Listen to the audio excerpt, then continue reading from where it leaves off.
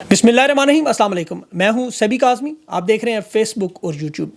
آج 15 اتوار کا دن ہے اور بڑی اہم خبریں ہیں۔ خیبر شکن القدر عماد ہائپرسونک میں بیلسٹک کروز میزائل اسرائیل کا آئرن ڈوم لیٹ گیا۔ تل ابیب سے لے کر حیفا تک ایران کے نشانے پر تمام شہر اور سیز فائر کے لیے دوڑے اور ایران کا صاف انکار۔ اس کے ساتھ ایران کے آیت اللہ علی خامنئی جو سپریم لیڈر ہیں قاتلانہ حملے سے بال بچے، اور اس کے ساتھ ایران کا بڑا اعلان بھی، ایٹمی معاہدے NPT کو ختم کر دیا، پہلا ایٹمی تجربہ کرنے کے لیے، اور چینی جہاز بھی ایران پہنچ گئے۔ اس کے ساتھ امریکہ میں پاکستانیوں نے بڑا پاورفل شو کیا، احتجاج کیا۔ ڈونلڈ ٹرمپ کو بادشاہ قرار دینے کی مشکل میں لاکھوں لوگ اس وقت نیو یارک کی سڑکوں پر، اور امریکہ احتجاج سے آرمی چیف کو راستہ بھی بدلنا پڑا، رہائش گاہ بھی بدلنی پڑی، اور خان کا ڈنکا اس وقت امریکہ سے پاکستان تک۔ لیکن ایران کے معاملات بڑے اہم ہیں، یہ آپ کے سامنے تفصیل رکھنی ہے۔ ایران کی بہت بڑی جیت آج۔ یہ جنگ کے دوسرے دن اسرائیل کا آئرن ڈوم پھر سو گیا، دھوکہ دے گیا۔ نیتن یاہو تو اپنی کابینہ سمیت لوگوں کو چھوڑ کر اکیلا چیختے چلاتے بھاگ گیا۔ ایران اور یمنی حوثیوں کی طرف سے جو پھینکے گئے میزائل، وہ اسرائیل کو چن چن کے نشانہ بناتے رہے۔ اسرائیل کے شہر حیفا کی تباہی کے مناظر، ویڈیوز آنا شروع ہو گئیں، ثبوت آنا شروع ہو گئے۔ اسرائیل کے صدر نے خود تسلیم بھی کر لیا کہ ہمارے لیے آج یہ صبح بڑی مشکل اور افسوسناک ہے۔ رات پوری بنکروں میں چھپتے بھاگتے گزرتی، اور اب تسلیم کر رہا ہے میڈیا اور ان کے کابینہ سمیت کہ 10 اسرائیلی اس میں ہلاک ہوئے ہیں، 13 شدید زخمی ہیں۔ اور یہ یاد رکھیں کہ اسرائیل کی طرف سے کوئی تصویر ویڈیو وہ میڈیا پر نہیں آنے دے رہے، یہ ان کا ایک بڑا کنٹرول سسٹم ہے۔ اس کے باوجود یہ خبریں انڈیپینڈنٹ BBC اور مختلف آؤٹلیٹس بتا رہے ہیں۔ جو ڈرون حملے حوثیوں نے شروع کیے، میزائل حملے، وہ الگ ان کے لیے مسئلہ بنا ہوا ہے۔ جو حیفا کی بندرگاہ ہے جو تباہ ہوئی، اس میں اچھا ہندوستان کے بزنس مین اڈانی گروپ کی بھی بہت بڑی شراکت داری تھی، وہ بھی آئل ریفائنری، اور وہ پورا تباہ ہوا ہے۔ ایران مکمل ڈٹ گیا ہے۔ انہوں نے اس حملوں میں اب مزید شدت لانے کے لیے اپنی پوری تیاری بھی دکھا دی اور اپنی صلاحیت بھی دکھا دی۔ ایران بلکہ اب یہ کہہ رہا ہے کہ اب یہ حملوں میں ہم 20 گنا زیادہ اضافہ کریں گے، کیونکہ یہ جو جوابی حملے یہ نہ امریکہ روک سکا نہ اسرائیل روک سکا، اور دنیا کو یقین نہیں آ رہا کہ اتنے مضبوط نکل سکتے ہیں۔ تل ابیب اور حیفا کے جو مناظر ہیں، جو بلڈنگیں ہیں، یہ اسرائیل کی تاریخ میں آج تک نہیں ہو سکا، اور انہیں اندازہ نہیں تھا کہ یہ سارے جوابی حملے اتنی شدت سے ہوں گے۔ اور جو حوثیوں کی اب دوسری طرف سے معاملہ شروع ہوا ہے ہائپرسونک میزائلوں سے، وہ ویڈیوز بھی آ رہی ہیں۔ اب ظاہر اس میں کچھ پرانی بھی آ جاتی ہیں، کچھ آرٹیفیشل انٹیلیجنس تو وہ ڈھونڈ کے نکالا، لیکن معاملات اس قدر بگڑے ہیں کہ سیز فائر کے لیے انہوں نے ایران کو فون کرنے شروع کر دیے، اور ایران کی وزارت خارجہ اب فون ہی نہیں اٹھا رہی، کیونکہ انہیں خطرہ ہے اس وقت اسرائیل کو اور باقیوں کو کہ ہائپرسونک میزائلوں سے اگر ایٹمی وار ہیڈ لگ گئے تو کیا ہوگا۔ یہ سوچ سوچ کر ان کی نیندیں اڑی ہوئی ہیں۔ دیکھیں، اب تک کی جنگ میں اسرائیل کی بہت بڑی شکست ہے۔ ان کے دو بڑے اہداف تھے امریکہ اور اسرائیل کے، ایک ایران کی تمام ایٹمی تنصیبات کو مکمل تباہ و برباد کر دیں تاکہ یہ دوبارہ ایسی صلاحیت حاصل نہ کر سکیں، اور دوسرا بڑا ہدف ان کا ایران میں رجیم چینج آپریشن ہے، اور ان دونوں میں بری طرح ناکام۔ ابھی انہوں نے آیت اللہ علی خامنئی ایران کے سپریم لیڈر پر قاتلانہ حملہ کیا، وہ بھی بری طرح ناکام ہوا، اور اسرائیل نے جو یمن کے رہنما حوثیوں کے صنعاء میں انصار اللہ لیڈر ہے ان کے عبد المالک حوثی، اس پر بھی حملہ کیا، اور تہران میں جو آیت اللہ خامنئی کی رہائش گاہ پر ڈرون حملہ تھا، یہ بہت بڑا ڈرون حملہ تھا، وہ اس میں محفوظ رہے۔ اور لیکن یہ بات سب جانتے ہیں کہ یہ لوگ شہادتوں سے تو ڈرتے ہی نہیں۔ ابھی انہوں نے اپنے نائب، اس کے بعد نائب 22 لوگ ایسے کابینہ میں رکھے ہوئے ہیں جو ان کی پوزیشن سنبھال سکتے ہیں، کیونکہ ان سب کو پتہ ہے کہ شہادتیں تو ہمارے مقدر کا حصہ ہے، یہ تو خوشی خوشی آپ کو پتہ ہے اس کے لیے دستخط کرتے ہیں۔ یہ اسرائیل تو نہیں ہے کہ وہاں صدر سمیت پوری کابینہ ہی ملک میں اپنے شہریوں کو چھوڑ کر چیختے چلاتے بھاگ جائیں، یہ میدان سے نہیں بھاگتے، اور یہی سب سے بڑی جیت ہے۔ 9 کروڑ کی آبادی ہے۔ اسرائیل نے یہ سمجھا کہ ہم نے چونکہ ان کی فوجی قیادت شہید کر دی ہے تو اب یہ پیچھے ہٹ جائے گی، لیکن اس میں بھی یہ ناکام ہوئے۔ وہاں بھی لوگ آپ کو پتہ ہے منتخب ادارے مضبوط ہو نا جب، تو وہاں کیونکہ لوگ ادارہ نہیں چلاتے، ادارہ اور نظام پھر لوگوں کو خود بناتا ہے۔ آئندہ آنے والے منتخب بھی ہوتے ہیں، وہ کام بھی کرتے ہیں، جنگیں بھی لڑتے ہیں، اور یہ جو رجیم چینج آپریشن ہے اس حساب سے بھی ناکام ہوا کہ انہیں لگ رہا تھا کہ یہ ان حملوں کی وجہ سے ایران کی عوام سڑکوں پر نکل آئے گی، عوامی بغاوت شروع ہو جائے گی۔ لوگوں نے اپنی قیادت پر اعتماد کر دیا، وہ ناچتے گاتے نکلا، آج غدیر کا جشن منایا جا رہا ہے۔ اب دوسرا جو ان کی ایٹمی صلاحیت ختم کرنے کا معاملہ، تو وہ بری طرح ناکام ہوا کہ ایران نے اعلان کر دیا کہ اب وہ ایٹمی ہتھیاروں کے پھیلاؤ کے منصوبے سے ہی نکل رہے ہیں۔ 20 سال سے ایران کی منت ترلا کر کے اس منصوبے میں رکھا ہوا تھا۔ ایران نے کہا اب ہم ایٹمی ہتھیار لانچ بھی کریں، کانپیں ٹانگنے شروع ہو گئی، فون کھڑکنے شروع ہو گئے۔ وجہ یہ ہے کہ ڈونلڈ ٹرمپ اور یہ سارے اب دیکھیں دفاعی پوزیشن پر آ گئے ایران کے حملوں کے بعد۔ امریکہ اب اعلان کیا، ڈونلڈ ٹرمپ نے ٹویٹ کی کہ ہمارا اب ان حملوں سے کوئی لینا دینا نہیں ہے بھائی، ایران ہمارے اوپر حملہ نہ کرے، کیونکہ ہمارے اوپر حملہ کریں گے تو پھر ہم جواب دیں گے۔ کل تک یہ کیا کہہ رہا تھا، آپ ذرا سنیں بیانات، کہ ایران کو ہم نے ملیہ میٹ کر دیا، اب ہمیں کوئی جواب نہیں دے سکتا، ہم نے ختم کر دیا ہے۔ ایران نے جواب میں حیفا اور تل ابیب کو کھنڈرات بنا دیا۔ اب ڈونلڈ ٹرمپ نے کہا نہیں میں جنگ ختم کروا سکتا ہوں، صلح بھی کروا سکتا ہوں، ڈیل بھی کروا سکتا ہوں، یہ تنازع روک بھی سکتا ہوں، اب بات تو کریں۔ برطانیہ کے وزیر اعظم اور جرمنی، آپ کو پتہ ہے کل یہ کہہ رہے تھے ہم ہتھیار دے رہے ہیں، شامل ہو رہے ہیں، آج وہ بھی بیک فٹ پہ چلے گئی۔ اسرائیل کو برطانوی جنگی جہاز دینے ہیں نہیں دینے، آج وہ پوچھ رہے تھے تو وہ کہہ رہا ہے میں ابھی منظوری نہیں دے سکتا اس کی۔ ایران نے جو کیا ہے وہ عالمی ادارے کو صاف صاف جواب۔ ابھی یہ دیکھیں 20 سال سے لوگ ایران کی نگرانی کر رہے تھے، ایران کے معاہدے، ایران کے معائنے، ایران کے جوہری ہتھیار بنائے، سو ایران تعاون کرتا رہا۔ 20 سال بڑا لمبا عرصہ ہے۔ 35 ممالک کے اراکین، بورڈ آف گورنر بھی بنا، برطانیہ، امریکہ، جرمنی سب اس میں شامل ہیں کہ جی خفیہ یورینیم سرگرمیوں کی وضاحت، ہر بار وضاحت مانگتے ہیں۔ 31 مئی کو انہوں نے ایک رپورٹ شائع کی تھی کہ جی آپ کی 3 سرگرمیوں کی جو جگہ ہے وہاں پہ 60% ذخیرہ ہے، 408 کلو گرام آپ کے پاس مواد موجود ہے، آپ جوہری ہتھیار بنانے کے قابل ہے، 9 کے قریب آپ ایٹمی وار ہیڈ بنا سکتے ہیں۔ 3 مقامات کا رپورٹ نے بنایا۔ پھر 19 ممالک نے خود یہ قرارداد لی کہ جی ہمیں یہ جواب نہ ملا تو پھر ہم سختی کریں گے۔ ایران نے کہا یہ سول پاور پلانٹ ہے، یہ تمام قوانین پر اترتا ہے، ہم آپ کے ساتھ 2018 سے اس معاہدے میں ہیں۔ ڈونلڈ ٹرمپ نے پھر دھمکیاں دیں، یہ وہی آپ نے سنا ہوگا وہ شیر اور بکری والا معاملہ۔ ایران کو انہوں نے بکری سمجھا، ایران بکری نہیں نکلا۔ 12 جون کو پھر انہوں نے ایران کو دھمکی دی اور 3 مقامات کے معائنے کی اجازت مانگی، ایران نے انکار کیا کہ بس کر دو، اب 20 سال سے کتنے معائنے کرو گے، اپنے ساروں نے ہتھیار رکھے ہوئے۔ 13 جون کو انہوں نے اسرائیل سے حملہ کروا دیا۔ اب مزے کی بات ہے ان سب کے پاس ہتھیار ہیں، اور امریکہ کی اپنی ہوم لینڈ سیکورٹی کی چیف وہ تلسی گبارڈ کہہ رہی تھی کہ ہمارے پاس کوئی ایسی اطلاع نہیں ہے کہ ایران ایٹمی ہتھیار بنا رہا ہے۔ اب یہ یاد رکھیں جن جو باتیں کر رہے ہیں ساری، وہ سارے کے سارے ایٹمی ہتھیار رکھتے ہیں، برطانیہ، جرمنی، فرانس، ہندوستان، پاکستان، اسرائیل سب کے پاس ہے، صرف ایران کو نہیں رکھنے دینا۔ اور ایران نے اگر کرنا ہوتا حملہ تو اب تک کر دیا ہوتا۔ وہ کتنی شدت سے اس پہ حملے ہو رہے ہیں، وہ ایک ذمہ دار ملک ہونے کا ثبوت ہے۔ اور یقین کریں یہ بڑا اہم معاملہ ہے، ہم لوگ تو سمجھتے ہیں فوراً کر دینا چاہیے، ایران بڑی سمجھداری سے کام لے رہے ہیں۔ وہ تل ابیب میں کہتے ہیں جب ہم کریں گے تو تل ابیب کے درمیان میں جا کے کریں گے، ابھی آپ ہمارے اوپر حملے بند کریں۔ اور اس جنگ میں دیکھیں نقصان جو ہے، ہر جنگ میں نقصان ہے، شہادتیں ہر جنگ میں ہوں گی، یہ بھول جائیں کہ شہادتیں نہیں ہوں گی۔ ایران کے پاس فوجی ہتھیاروں کے پاس، ان کے پاس میزائل ٹیکنالوجی جو ہے وہ میں آپ کو تھوڑی سی بتاؤں، ان کے پاس بیلسٹک میزائل ہے، کروز میزائل ہیں، شارٹ رینج کے ان کے پاس جو ہے وہ 1400 کلومیٹر کی رینج کے میزائل بھی ہیں، الفتح میزائل بھی ہے ان کے پاس، جہاد میزائل بھی ہے 1000 کلومیٹر تک اس کی رینج ہے۔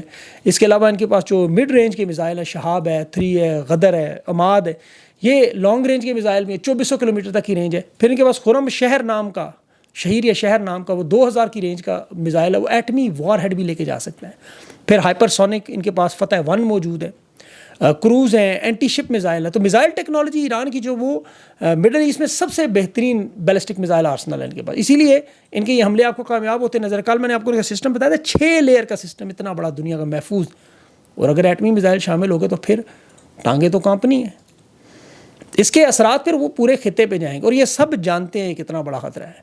اور دوسرا، ایران اپنا اسلحہ بڑا احتیاط سے استعمال کر رہا ہے، دیکھیں وہ سارا استعمال کر کے ختم نہیں کرنا چاہتے، انہیں پتہ ہے 42 طاقتور ملک ہیں اس طرف، اسرائیل، امریکہ ہے، نیوکلیئر ہتھیار ہے، پھر یہاں رجیم چینج آپریشن کا معاملہ ہے۔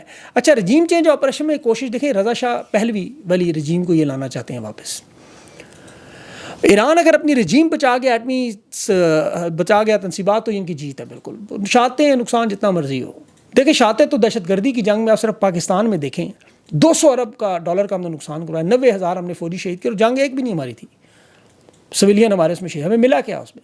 ایران تو اپنا دفاع کر رہا ہے، آپ کے گھر پہ حملہ ہوا، اور دنیا کے تمام ماہرین اس بات پہ متفق ہیں کہ اسرائیل کے بعد جو اگلا ہدف ہے وہ پاکستان ہوگا۔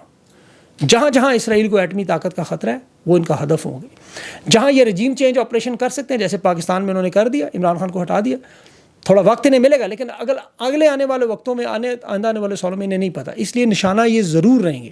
ایران کو 20 سال ہو چکے ہیں اس معاملے میں، اس لیے اس جنگ میں ایران اگر پسپا ہوا تو پاکستان کا تنہا تو آپ سوچ بھی نہیں سکتے۔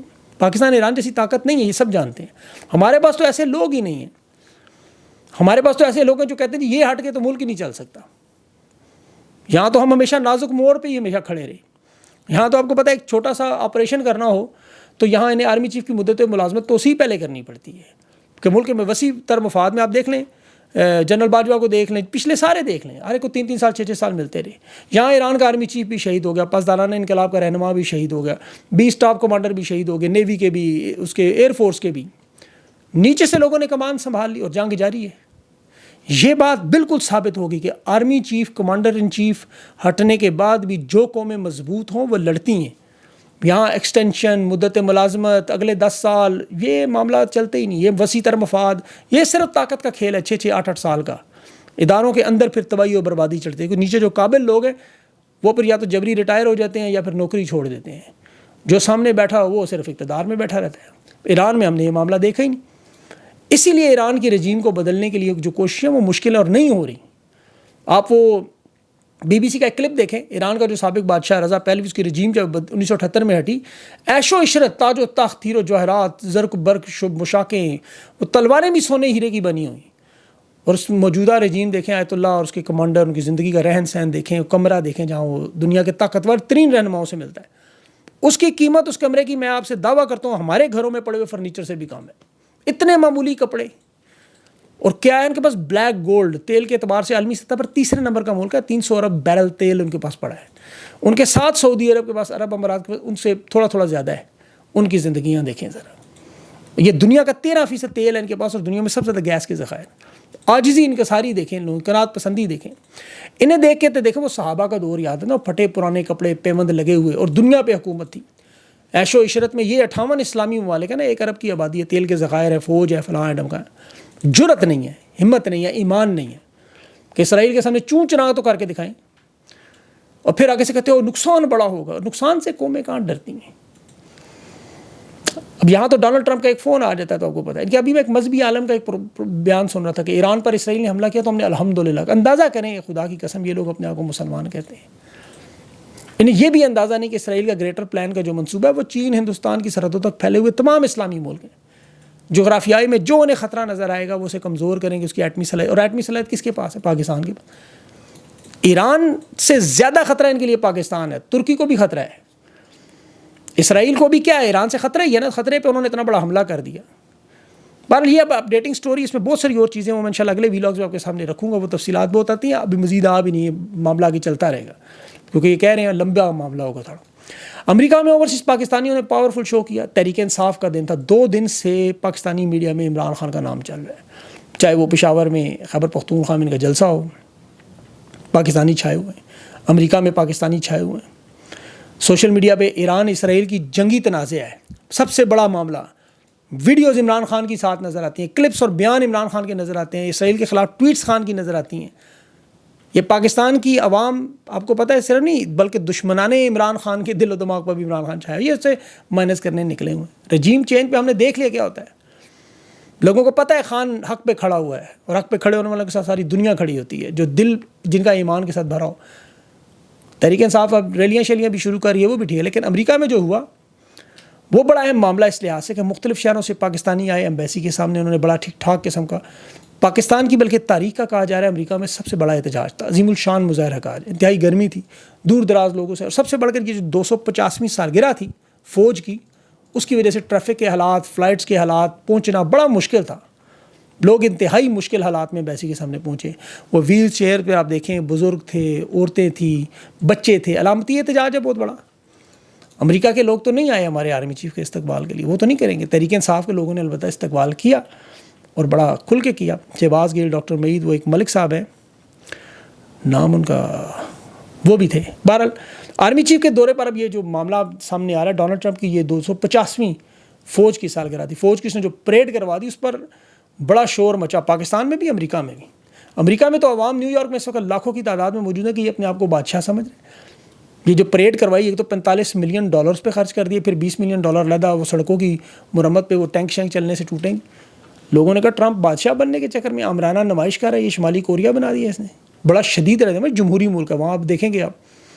دوسرا یہ جو سالگرہ پر پاکستان میں شور تھا جی آرمی چیف کو بلایا گیا، وہ بھی ابھی اکنامک ٹائمز نے اسے رد کیا کہ امریکہ کے اس دورے کی تمام خبروں کی تردید کی کہ پاکستان کے آرمی چیف سمیت کسی بھی غیر ملکی فوجی رہنما کو نہیں بلایا گیا.